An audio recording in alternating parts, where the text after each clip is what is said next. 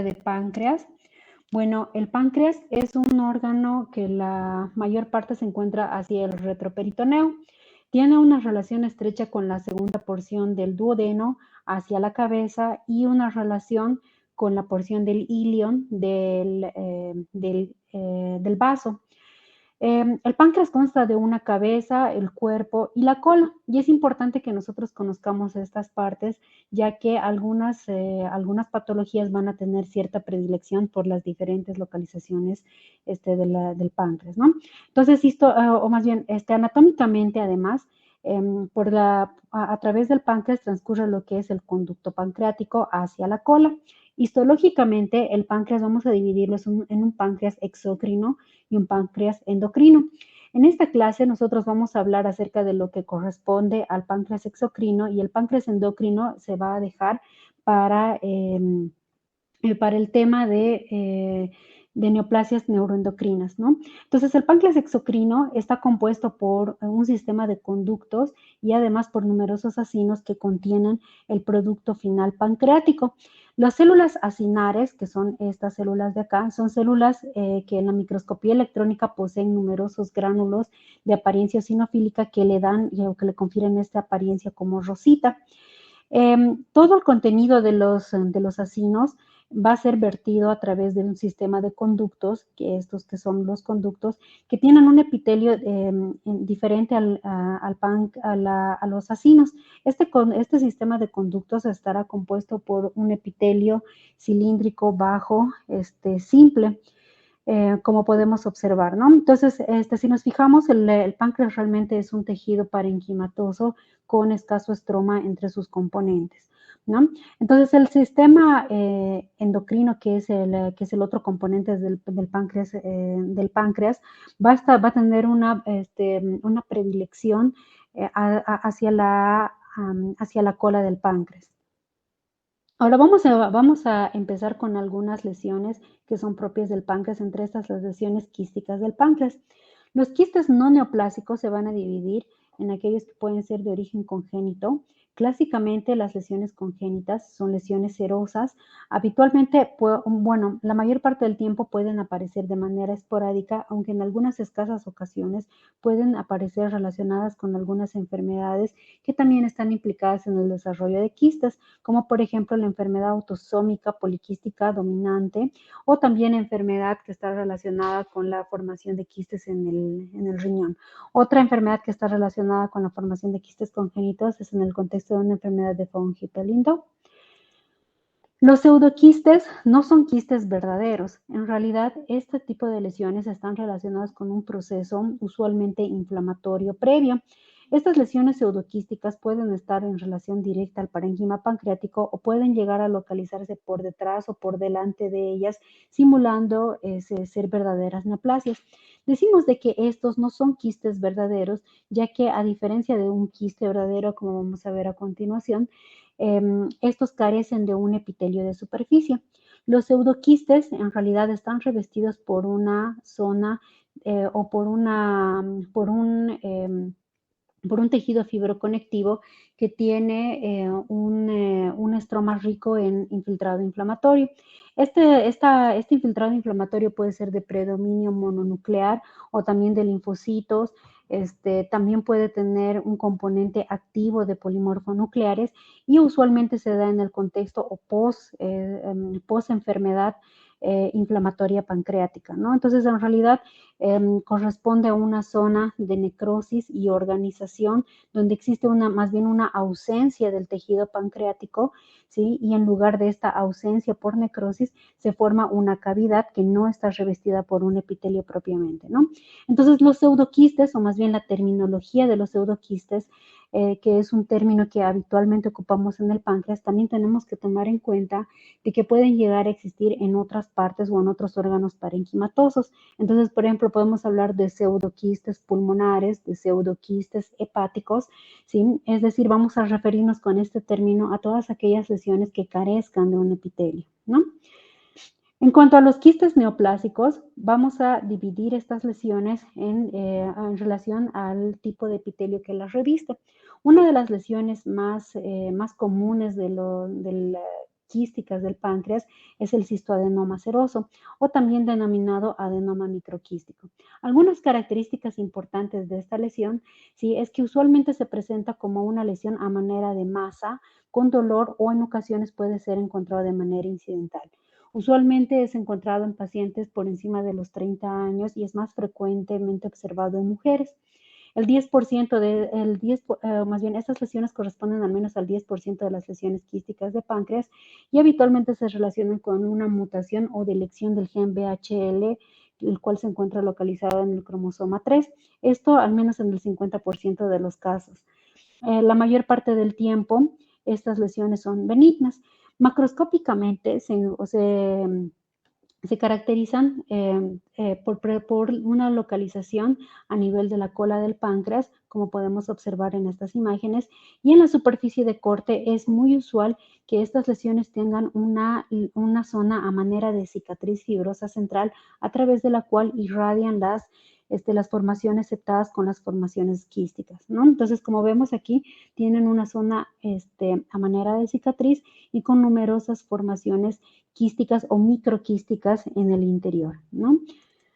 Ahora, microscópicamente, el cistoadenoma seroso es una lesión que tiene un estroma de apariencia fibrosa y que cada uno de los quistes, como podemos ver, pueden ser lesiones dilatadas y que cada una de ellas está revestida de un epitelio cilíndrico, sí, o perdón, cilíndrico bajo, simple, ¿sí? Y las células se observan de apariencia monótona. Usualmente no presentan atipia, no presentan mitosis, no presentan necrosis, es decir, podemos ver una población celular bastante monótona e inocente de células, ¿no? Entonces, existen algunas variantes de esta, se han descrito al menos dos. La más común es la oligoquística o macroquística, que es que es una variante de la lesión que les acabo de comentar. Y pues lo que se observa más bien en lugar de los quistes que les comentaba son estas zonas como quísticas dilatadas y más bien son en escasa cantidad.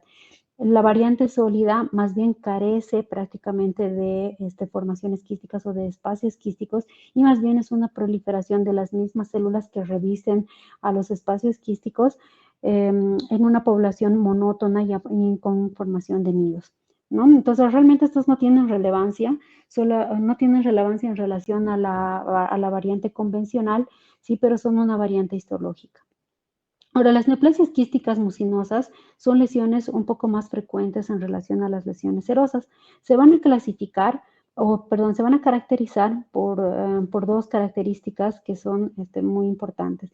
La primera es que el epitelio que va a revestir no va a ser un epitelio de revestimiento cilíndrico bajo, similar al del epitelio cero o al de los quistes serosos, sino más bien es un epitelio cilíndrico de tipo mucoproductor.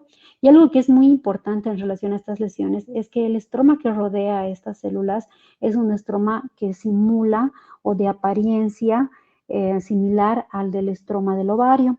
Por lo tanto, este tipo de lesiones es más frecuentemente observable en mujeres, ¿no? De hecho, este estroma de tipo ovárico también va a llegar a marcar o a expresar marcadores similares a los del estroma ovárico.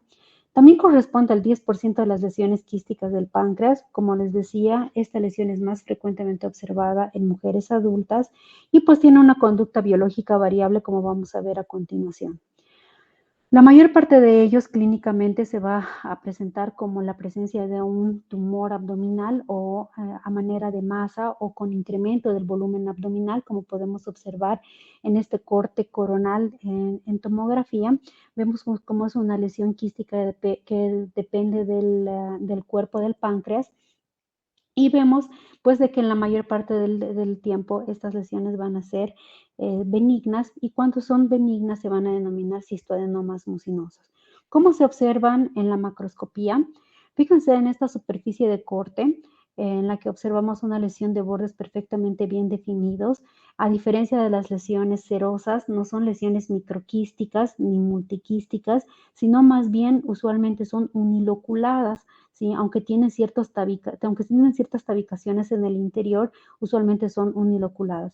Desde la macroscopía, y aunque ustedes no están viendo en vivo esta imagen, pueden ver de que el contenido es como de apariencia mucoide o como de apariencia gelatinosa, lo cual es habitual en las lesiones mucinosas, ¿no? Entonces, esto es un fotomontaje de la superficie de corte en la cual en la microscopía observamos estas lesiones microquísticas en la pared, pero usualmente es así, uniloculado.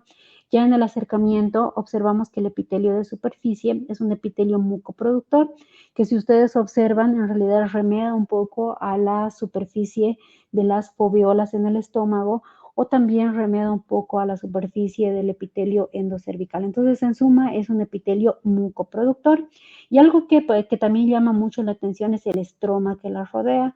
Esto que estamos observando acá es un estroma que se observa de una apariencia mucho más celular que la que observábamos en las lesiones serosas. Este estroma mucho más celular, como vemos a continuación en esta inmunomarcación, es positivo para receptores de progesterona, es decir, remeda mucho lo que es el estroma del ovario, ¿no? Entonces, estas son características propias de este tipo de lesiones en el páncreas, ¿no? Entonces, vemos inclusive cómo en esta marcación con inhibina en inmunistoquímica, estas células estromales van a ser positivas a esto, ¿no? Entonces, usualmente los cistoadenomas mucinosos, como dice su nombre, son lesiones benignas, ¿no? Pero las lesiones mucinosas quísticas también pueden llegar a presentar displasia, como vamos a ver a continuación. Vemos en esta tomografía de corte frontal, en la que vemos una lesión un tanto más grande dependiente de la cola del páncreas, en la que se observa una complejidad. De hecho, desde la tomografía se observan múltiples tabicaciones dentro de esta lesión quística.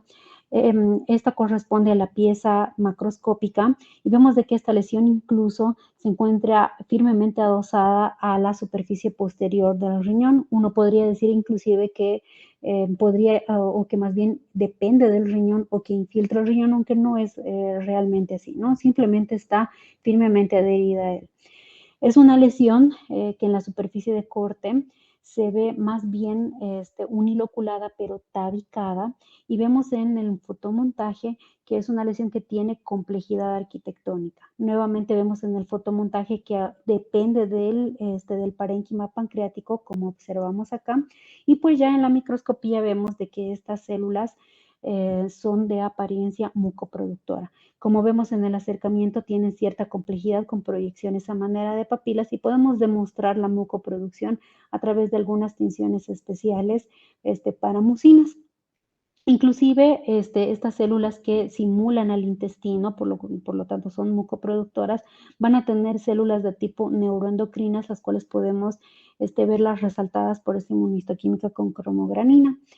Ahora, aparte de estas zonas que si nosotros observamos tienen esta citología bastante blanda, sin atipia, con células monótonas, dispuestas en hilera, vemos otras áreas donde existe mayor complejidad arquitectónica con formación de cribas, ya empieza a haber estratificación entre las células, tiene áreas con hipercromasia, irregularidad nuclear, vemos incluso figuras de mitosis apicales acá hay otra figura de mitosis, entonces empezamos a observar zonas de atipia, ¿no? Entonces estas corresponden a las áreas de displasia que se encuentran en el seno de una lesión mucinosa quística, ¿no? Entonces, obviamente cuando estas áreas displásicas van a ir progresando, van a conformar una neoplasia mucinosa quística maligna, es decir, la nomenclatura para este caso se va a denominar cistoadenocarcinoma mucinoso, ¿no? Entonces, una formación quística, una formación glandular maligna productora de mucina, así es como se interpreta, ¿no?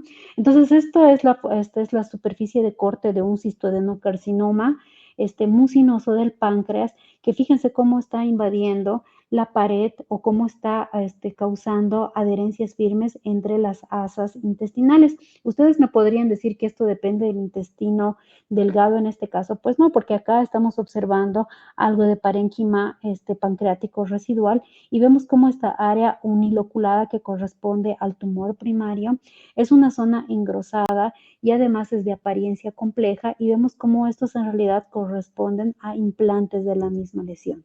¿no? Vemos nuevamente en la microscopía que corresponde a una lesión mucinosa, ¿sí? Vean nuevamente la macroscopía, cómo es una lesión gruesa, compleja, y acá es dependiente del páncreas. ¿Sí? Y ya en otros cortes vemos de que existe displasia, ¿sí? Y también se encuentran zonas de invasión. La invasión, fíjense cómo a diferencia de las áreas quísticas que les enseñaba, que eran áreas blandas con un estroma más o menos laxo, ¿sí? En las áreas invasoras tiene precisamente eso, este patrón infiltrativo o destructivo del estroma, es decir, rebasan más allá de la membrana basal que correspondería a esta área de acá, ¿no? Entonces, todas estas formaciones glandulares están invadiendo el estroma y vean cómo el estroma reacciona contra estas células glandulares invasivas. eh, Ahora sí, cómo reacciona contra estas células glandulares invasivas y presenta una proliferación de fibroblastos y además un infiltrado inflamatorio, es decir, tiene una reacción desmoplásica. ¿Sí? Nuevamente, son otras áreas de acercamiento donde observamos nuevamente estas zonas de invasión. Ajá, y vemos nuevamente la complejidad arquitectónica de la superficie, ¿no? Entonces, en las lesiones mucinosas y en un contexto de un cistoadenocarcinoma, la invasión va a ser el factor pronóstico más importante. Y pues como son lesiones que pueden ser de gran volumen, ¿sí? Estas deben ser minuciosamente examinadas y pues estas zonas de invasión pueden ser extensas, es decir, puede ser un cistoadenocarcinoma en pleno o también pueden hacer solamente focos de cistoadenocarcinoma dentro de una lesión mucinosa, ¿no? Ahora, dentro de las lesiones mucinosas existe otra categoría. Esta se denomina neoplasia mucinosa papilar intraductal. Fíjense cómo, a diferencia de las lesiones mucinosas, esta lesión es la lesión quística la neoplasia quística más común. Obviamente es más frecuentemente observada en adultos. La mayor parte del tiempo estas lesiones son resecables y pueden o no tener un componente invasor, ¿no? Fíjense cómo le denominamos neoplasia y no le denominamos carcinoma o adenocarcinoma todavía, ¿no? Entonces, la definición para este tipo de lesiones es de 4 características. La primera es que obviamente estamos en el contexto de lesiones mucinosas, por lo tanto, la primera característica es que tengan un epitelio cilíndrico mucinoso de revestimiento, deben tener una arquitectura papilar y a diferencia, y esto es muy importante, a diferencia de las lesiones del tipo cistoadenoma mucinoso con displasia, etcétera, estas lesiones carecen de estroma ovárico y usualmente pueden presentarse dentro del conducto pancreático o dentro de las ramas del conducto pancreático, ¿no? Y en este sentido existen varias formas de afectación en el conducto pancreático. Fíjense cómo en este esquema puede ser lesiones que afectan la totalidad del conducto pancreático por dentro, por fuera, focalmente o solamente a nivel de la cola, ¿no? Entonces aquí podemos observar la superficie de corte de una neoplasia mucinosa papilar y vean cómo las papilas, sí que son las características de esta lesión, se prolongan hacia la luz de la lesión quística, ¿no? Lo mismo podemos observar en el fotomontaje, cómo estas formaciones papilares se prolongan hacia la superficie del quiste, ¿no? Entonces, ¿qué tipo de epitelio es el que reviste estas lesiones? Pues es un epitelio de tipo cilíndrico, mucoproductor nuevamente, que si ustedes quieren hacerlo parecer algún tipo de epitelio, pues nos va a parecer un poco más al epitelio foveolar mucoproductor, no tanto así al de las células caliciformes. Si vean cómo son papilas verdaderas con núcleos fibrovasculares y en este corte al menos todavía carecen de atipia. Vean cómo el estroma que las rodea es un estroma de tipo fibroso y no es un tipo de estroma similar al de tipo ovárico. Obviamente estas lesiones tampoco van a ser positivas ni a receptores de estrógeno y progesterona como lo son las neoplasias mucinosas, ¿no? Entonces, en relación al tipo de epitelio que reviste, puede ser también de diversas formas, ¿no? Puede ser gástrico, intestinal, pancreatobiliar, oncocítico, ¿no? Entonces, estas lesiones, como les decía, de inicio son lesiones de una histología blanda, se denomina neoplasia papilar intraquística mucinosa, ¿sí? Y usualmente no poseen displasia, pero pueden poseer displasia. Y una vez que poseen displasia, esta displasia también debe graduarse. La displasia en estas lesiones se va a dividir como displasias de bajo y de alto grado. El 30% de estas lesiones puede llegar a presentarse en conjunto con un adenocarcinoma invasor. Y el componente de adenocarcinoma invasor usualmente va a ser de la histología ductal convencional, como vamos a ver más adelante, ¿sí? O también puede presentarse como un carcinoma coloide o mucoproductor o mucinoso, dependiendo de la clasificación que utilicemos, ¿no? Entonces, estamos observando aquí un fotomontaje de una neoplasia mucinosa papilar en la que vemos cómo esto de acá, que es la superficie del intestino delgado, esto de acá es el intestino delgado y vemos esto corresponde al ámpula de Vater, ¿sí? Esto de acá corresponde al conducto pancreático y vean cómo es una lesión que depende del conducto pancreático principal, ¿sí? Y es una lesión que produce unas proyecciones a manera de papilas dentro de esta dilatación quística. En esta lesión, esta está asociada a un componente invasor de adenocarcinoma mucinoso y vean cómo alrededor de esta neoplasia papilar tiene este componente de adenocarcinoma, ¿no? Que en el acercamiento vemos que son lagos de mucina en el cual flotan células neoplásicas malignas.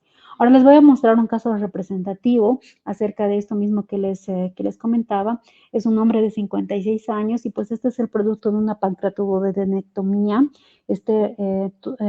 o cirugía de Whipple.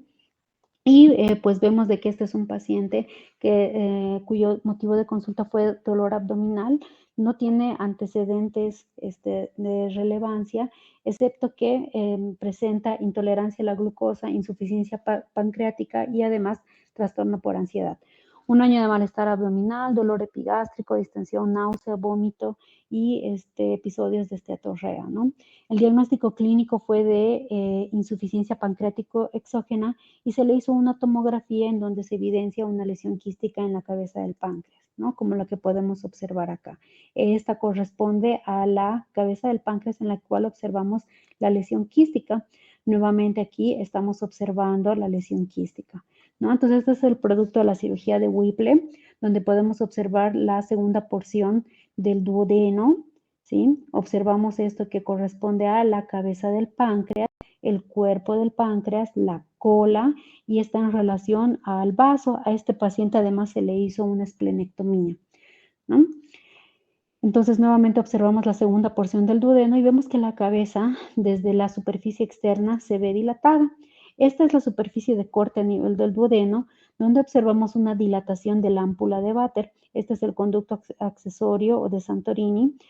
Y observamos en la superficie de corte cómo todo el conducto pancreático se encuentra totalmente dilatado en toda su extensión. Vean cómo prácticamente está reemplazando todo el parénquima pancreático, está totalmente dilatado, ¿no? Desde la punta o desde la cabeza hasta la cola del páncreas, ¿no? Y estos son los fotomontajes del área de la lesión, en el cual a nivel del conducto dilatado observamos las proyecciones papilares de esta neoplasia mucinosa papilar del conducto pancreático, ¿sí? Si observamos con un poco de detenimiento, las células que les presento a continuación realmente no presentan displasia, se ven bastante monótonas, uniformes, sí, un poquito feillas, pero iguales entre ellas, por lo tanto no es una tipia verdadera.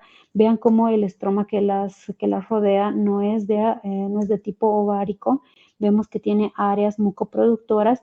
En el componente del parénquima pancreático tiene una neoplasia intraepitelial pancreática, como vamos a ver más adelante, ¿sí? En el cual presenta datos de displasia, sin embargo, no presenta carcinoma invasor, ¿no? Entonces fue diagnosticado como una neoplasia mucinosa papilar intraductal no invasora, ¿no?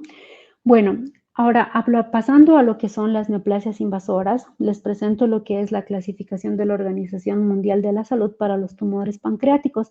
Vemos que básicamente hemos tocado solamente algunas de las lesiones precursoras o relacionadas con el desarrollo de cáncer de páncreas y pues que realmente los tumores malignos corresponden a todos estos tipos histológicos. Naturalmente nosotros no vamos a ver todos estos tipos de tumor y nos vamos a abocar a los dos tipos más frecuentes.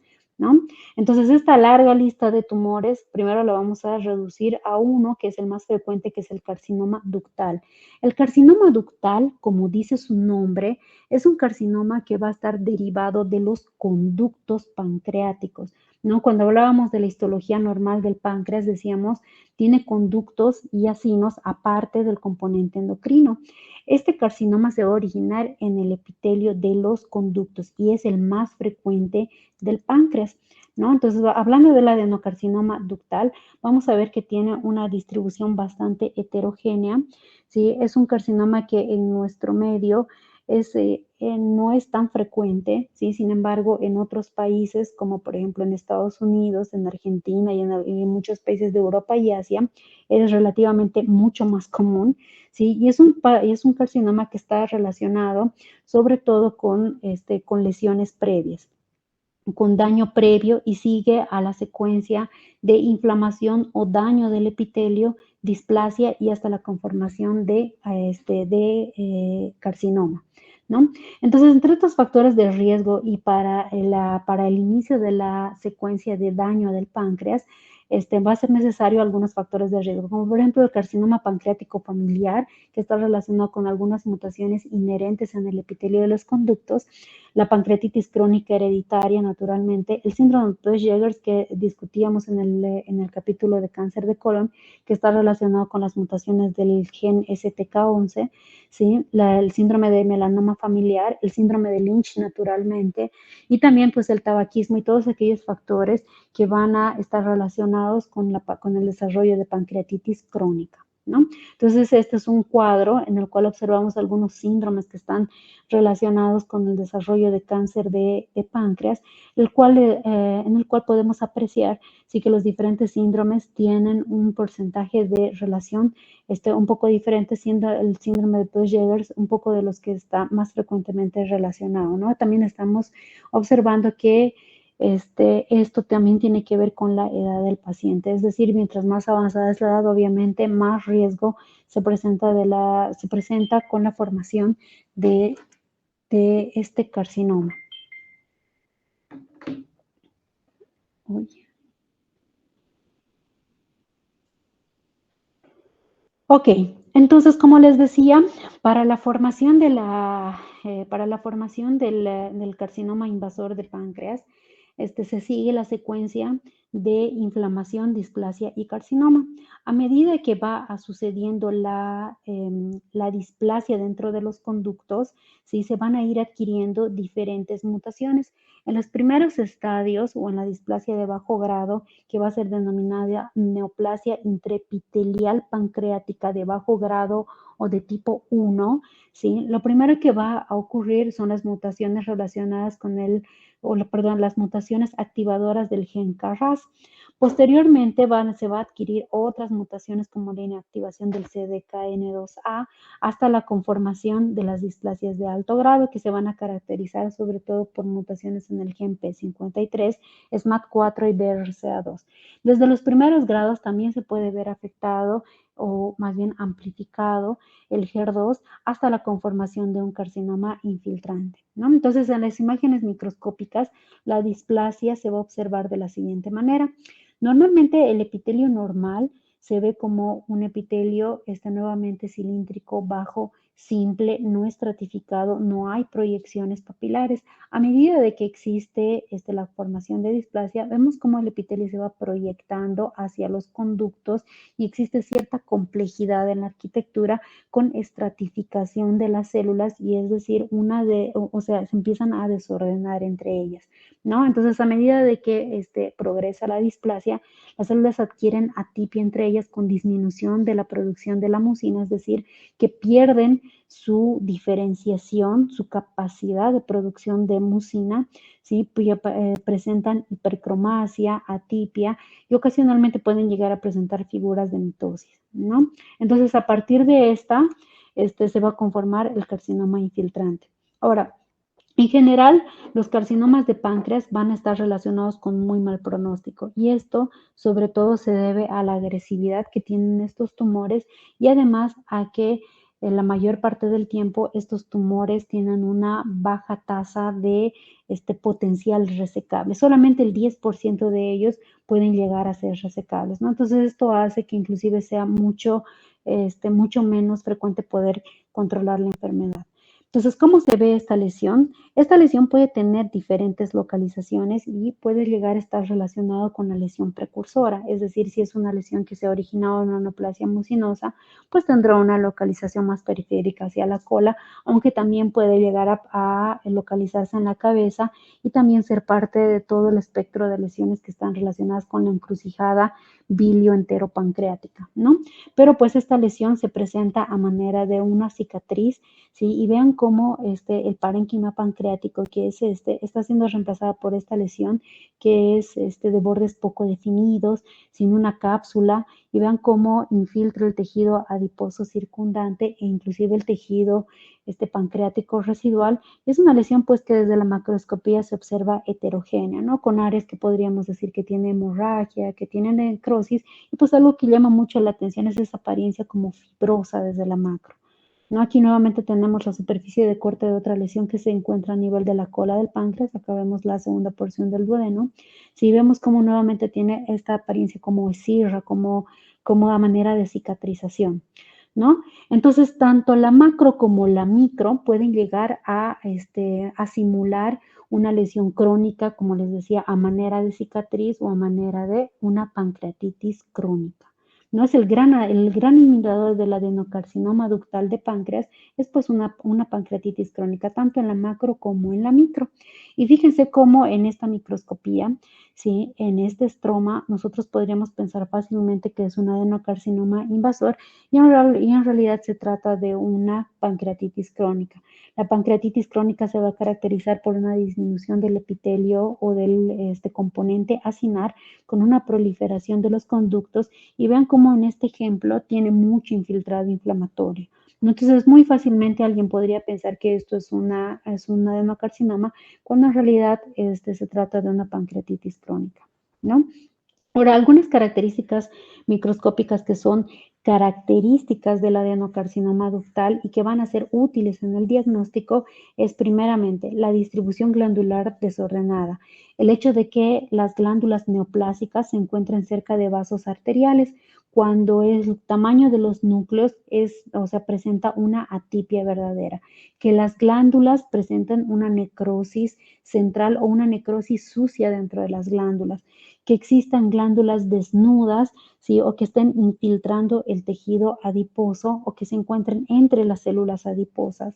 Cuando existen glándulas con luces incompletas o a manera de infiltración. Y también, obviamente, algo que es muy característico no solamente del carcinoma pancreático, sino también del adenocarcinoma en muchas otras localizaciones, es la invasión del espacio perineural, ¿no? Entonces, esto es un verdadero ejemplo de un adenocarcinoma pancreático. Vean cómo, a diferencia del anterior caso, es una lesión un poco más hipercelular. Estamos observando una terminación nerviosa periférica y vemos cómo las células neoplásicas invaden el espacio alrededor de los nervios, y esto es una característica muy común en los adenocarcinomas pancreáticos. Vean cómo tiene esta arquitectura desordenada, infiltrativa. Existe una verdadera variación de las formaciones glandulares y nosotros podemos hablar de una atipia de las células de manera contundente muy fácilmente, ¿no? Entonces, este es un acercamiento en el que observamos la atipia de las células. Vean cómo existe una verdadera hipercromasia en relación a las células circundantes, tiene zonas de necrosis, es una necrosis de tipo tumoral. Entonces, estas son características que nos van a permitir poder identificar fácilmente el adenocarcinoma ductal. Aquí observamos nuevamente una terminación nerviosa periférica y vean cómo al adenocarcinoma pancreático le gusta mucho la invasión perineural, invade el espacio perineural y a través de esta invasión perineural es que se disemina hacia el tejido subyacente, ¿no? Aquí nuevamente estamos observando la invasión perineural, esta es una invasión intraneural.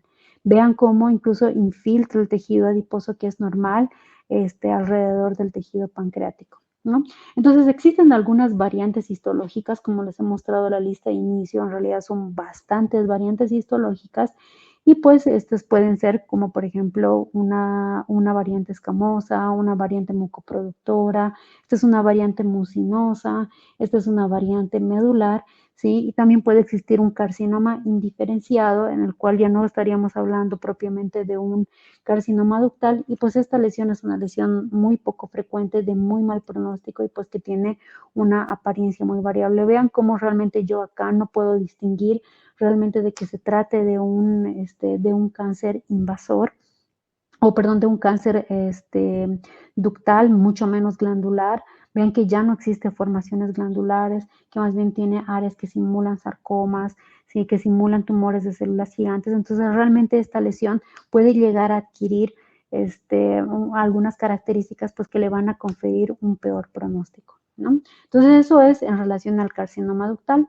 El otro tipo, que es en realidad mucho menos frecuente en el páncreas, es el carcinoma de los acinos pancreáticos. Esta es una neoplasia, como les decía, muy rara y muy agresiva cuando se detecta. Por definición, un carcinoma acinar es una lesión que proviene del componente exocrino acinar, y por lo tanto las células neoplásicas van a contener gránulos de zimógeno. ¿Qué son los gránulos de zimógeno? Pues son aquellos que contienen las proenzimas del parénquima pancreático. ¿Cuáles son características importantes de esta lesión? Son lesiones que más frecuentemente se observan en adultos. Pueden estar relacionadas con hipersecreción de lipasa, es decir, con necrosis de tejido adiposo subcutáneo, y además poliartralgia. Y pues macroscópicamente es una lesión que, fíjense cómo difiere realmente del adenocarcinoma de los conductos. Vean cómo esta no presenta esa forma a manera de cicatriz, no tiene esa apariencia como fibrosa, sino más bien tiene una apariencia como carnosa, de bordes poco definidos, multinodular.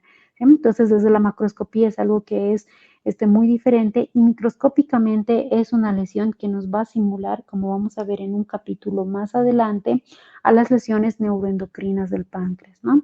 Entonces, vean cómo remeda la formación de los acinos normales, y vean cómo son células que tienen el citoplasma amplio, microgranular, es decir, como si tuvieran gránulos de zimógeno, ¿no? Entonces, esto es un acercamiento, un adenocarcinoma acinar muy bien diferenciado, en el cual las células neoplásicas se están formando acinos completos.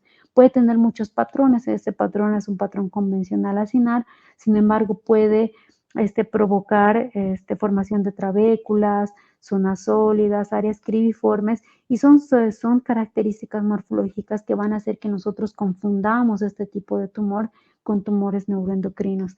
Vean nuevamente cómo puede tener cierta monotonía y realmente parecen tumores neuroendocrinos, ¿no? Entonces, cuando normalmente este tipo de lesiones se presentan, habitualmente plantean el diagnóstico diferencial con este tipo de lesiones, y pues la manera de poder distinguirlos es a través del estudio de inmunohistoquímica. La inmunohistoquímica lo que nos va a permitir es demostrar esta diferenciación acinar de manera categórica, ¿no? Entonces, uno de los métodos que les comentaba, que precisamente es la inmunohistoquímica, a través de la cual nosotros vamos a buscar estas proenzimas pancreáticas. Esta es una tinción para tripsina, en el cual estamos observando que los citoplasmas de las células van a ser positivas para este inmunomarcador. La diferenciación acinar se va a determinar por la marcación por tripsina, quimiotripsina o lipasa, que son las proenzimas que están directamente relacionadas con el epitelio acinar, ¿no? En algunas muy pocas ocasiones, y obviamente algo que no se realiza en nuestro medio, pero que pues es una práctica que puede llegar a realizarse porque en muchas ocasiones existe mucha complejidad en el diagnóstico, es a través de la microscopía electrónica. Y en la microscopía electrónica, ¿qué es lo que nos va a dar a conocer? Pues la presencia de estos gránulos secretores en el citoplasma de las células, ¿no?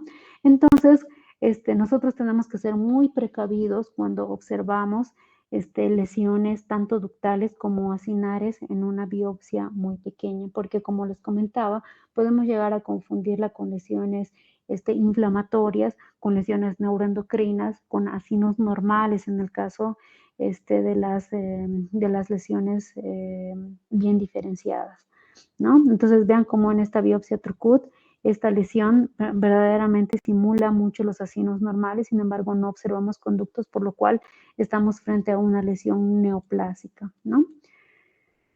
Y bueno, eso es todo. No sé si tienen alguna duda, alguna pregunta.